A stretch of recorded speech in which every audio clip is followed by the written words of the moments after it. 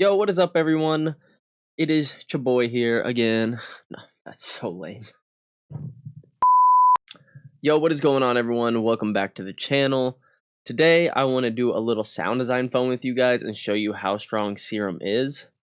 Now, I do have a video coming out either tomorrow or Sunday, because this will be Friday when this goes out, about producer anxiety and how to become a more consistent producing producer. Yeah, that sounds right. But it's not going to be like a in the DAW. It's more sitting down and how to get your mental health and everything aspects right to help you perform at your best. So I want to do a video this week. And if you guys enjoy these styles of videos, which this one's going to be a little bit longer than traditional, but in the coming weeks, I think I want to start releasing a video midweek, maybe like a Wednesday or Thursday, just of like sound design stuff, like where maybe I make a patch and you guys can download it if you guys would like and go through it and kind of see my thought process through some sound design. I know I've had a lot of requests about my sound design process, so this is more me opening up to you guys and how I do my thing. So I'm going to show you how I make a bass patch from scratch. But before we get into it, if you could like the video, and if you are liking the content, of course, feel free to subscribe, as it does help me. I appreciate that a ton. And for the first time ever, before we get into the video, we have a sponsor on the channel.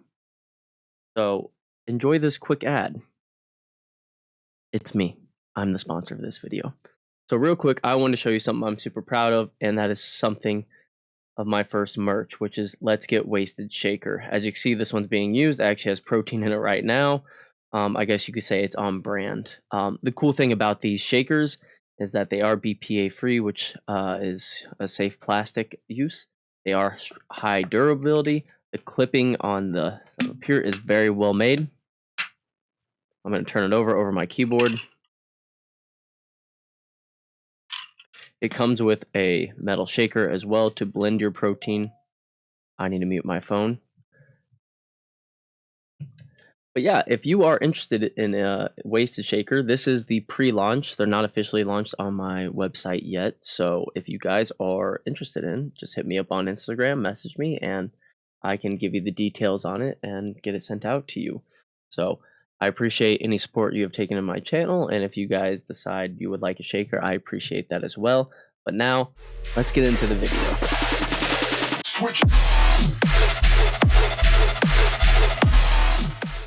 So I'm here in the DAW. I'm gonna need these bad boys. I'm here in the DAW, and one thing I like to do, and one thing that I think people don't use enough of, is using your own tables in Serum. So Serum is so powerful. People that say Serum is overused and all that stuff don't know how to use Serum, and I believe that. I saw firsthand Samplifier's insane sound design skills and what he was able to do with Serum, and that's all I needed to know, that Serum is the only synth that I need for me, personally. Obviously, I still have Phase Plant, I have Vital, I use those selectively, but Serum is my go-to. So I want to show you, with my own example, from my own track, how I go about creating. So, first of all, choose a sound you like. For example, we are going to use this one right here.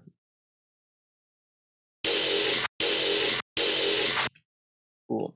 I really like that sound, so I copied it, and I literally just drug it into Serum. So when you drag it into Serum, it's going to ask you for like pitch following. So for example, I did something, if you cut out that and you drag it in here, you do dynamic pitch follow. I don't want that part of the song, but that's just what you do.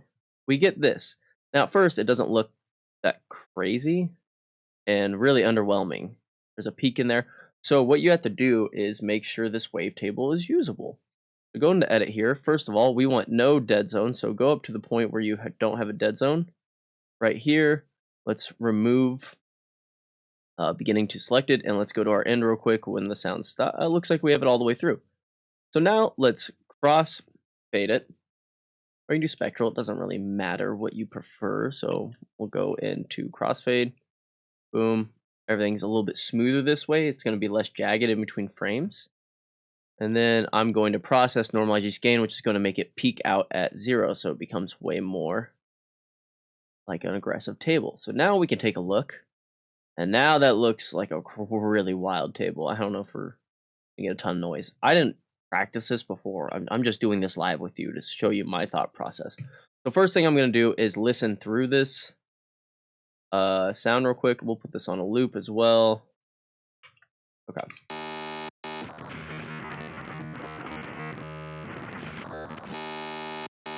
That first hit's gonna be very different from the rest of it, so let's see. We might actually have to even cross spectral this as well.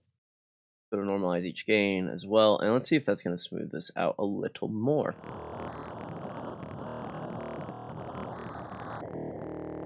Gonna be a tough one, but let's have some fun with it. First off, probably go with some FM here. Just going in straight into a saw here, maybe 2 or 3 up. Let's see.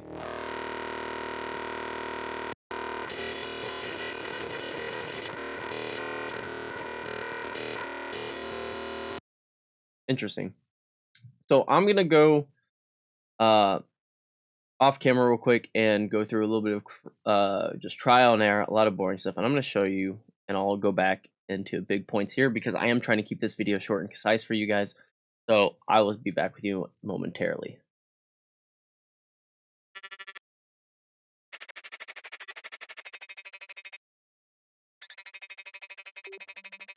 Um, Anyways, we're back now. So turns out the part I chose in the song, the wavetable isn't that great, but I did found one place that went tonal, and that was towards the beginning. I think I just messed that up. Okay, so I'm back now, and I can literally just show you the process. First, I'll show you the sound. Okay, super simple. I made this in about 8 minutes, I think. So let's go into it. First of all, this is the Brig and Bro step bass I dragged in. FM from B here.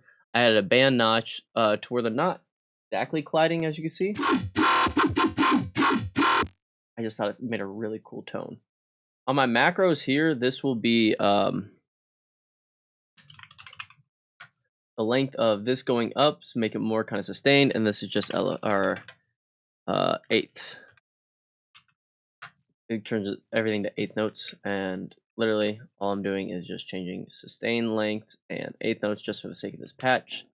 FM's going here. Wavetable's not really doing much, moving down at this part. Like, you could change this.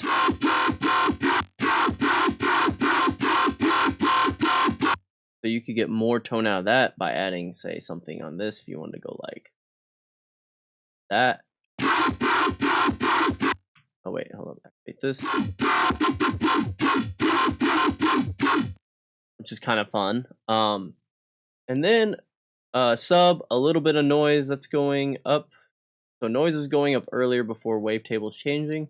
I just like to put stuff on different LFOs, to be honest. Just makes cool stuff. This one's also just an envelope of pitching down this. So this first hit, without it, with, sounded kind of cool.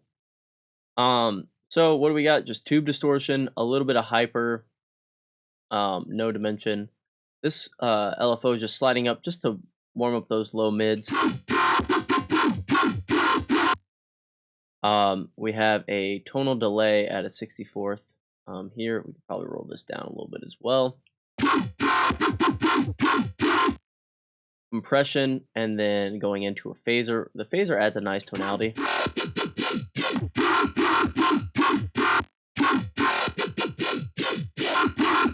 You could put it before the compressor if you wanted to. Or after, doesn't really matter. Putting your compressor in different spots of your chain can really change the sound. Like if I put the compressor first, whoops. First last. Obviously, this has some really harsh tonalities, so if I was actually like mixing this in, I already took out one resonance, but I would take out a few more and make sure it was fitting into the mix. But this is just a fun mid bass that I made in literally 10 minutes using my own sound. No one else has this table. No one else can have what I'm using. And that's my biggest takeaway in this video is getting creative with your tables. When you open up Serum, everyone has the same tools to work with. Everyone has the same stock library. Everyone has the same this. It's but it's what you do with it, right? It's what makes the really good sound designers different from the average sound designers. And I'm not an insane sound designer. I just know that a lot of top people are using this technique. They're dragging in their own. They'll take a growl hit, a percussion, stretch it out, use it as a table. Those can make some really cool tonality. What am I trying to say? Tonality wavetables. Derp. And overall, you importing your own sounds and building your own library based off of your own wavetables that you save over time is going to create something unique. This video, like I said, is going to be longer than I think the rest of the series, just because I wanted to show you guys the process and all that stuff. But if you do want to get this patch, I will put it in the link description below. I'm going to clean it up a little bit more. And yeah, I hope this video has been some insightful ways to use Serum. I know it's not an in-depth breakdown of it, but if you do have any questions, comment down below, and I'm sure once you get your hands on the preset yourself, you'll understand everything I'm kind of doing. You can turn stuff off, A/B it, and kind of see why I'm doing what I'm doing in my patch. So if you found this video helpful, hit that like button, feel free to subscribe, and if you want to, treat yourself to a Wheysted shaker.